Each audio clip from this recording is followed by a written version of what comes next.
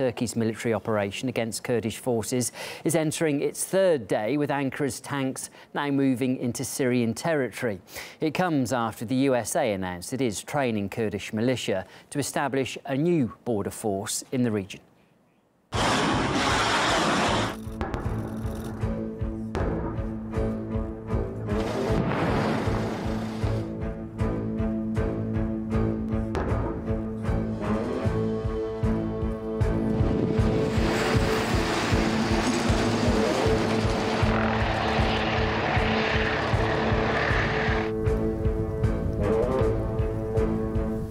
Well, the US has acknowledged that two of its allies in the Middle East are in conflict, and the US Defense Secretary said that Washington had been consulted about Turkish operations. With more, here's Ilya Petrenko. Unbelievable. Is this real? A NATO member telling Daddy, you know who I mean? Amerika'nın behave yourself or I'll point a gun at you. Am I exaggerating? A bit. Mr. Erdogan didn't say these exact words, but Turkey's got a prime minister who pretty much did. Anyone who gives logistical support to the YPG is Turkey's target.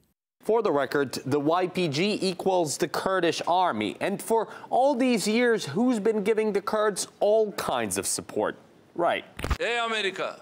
Over the weekend, the Kurds were extended an olive branch. That's what Ankara calls its military op. The Kurds say they repelled an attack on Sunday, but where does the YPG get its guns? Amerika. Tayyip Erdogan couldn't care less why Washington's been helping the Kurds. To destroy ISIL? For this man, the Kurdish militias are no better than terrorists. That explains his latest messages to America.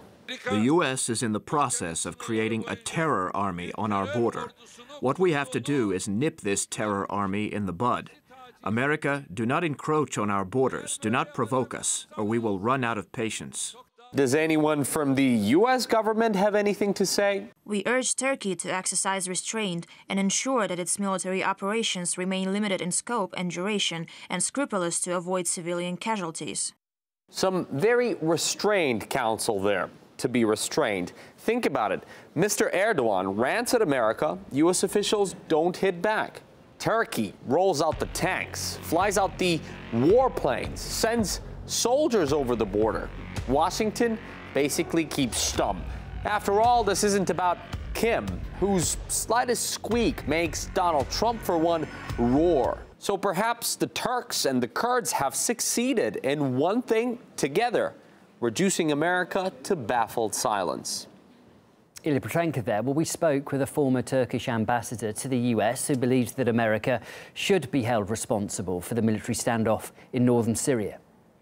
The US is responsible, is the reason why Turkey felt compelled to intervene and to start this operation in the first place, because the U.S., even though they backtracked after the initial announcement, they said they want to establish an army, a force, a parallel force. In all countries of the world, there is only one flag and one army. Ankara was determined, even before such an announcement, that the YPG should not be armed, but our allies, particularly the U.S., did not listen and continued their support with heavy weapons, with 4,000 truckloads of weaponry to YPG. Against whom? Against the Syrian regime? Against Turkey?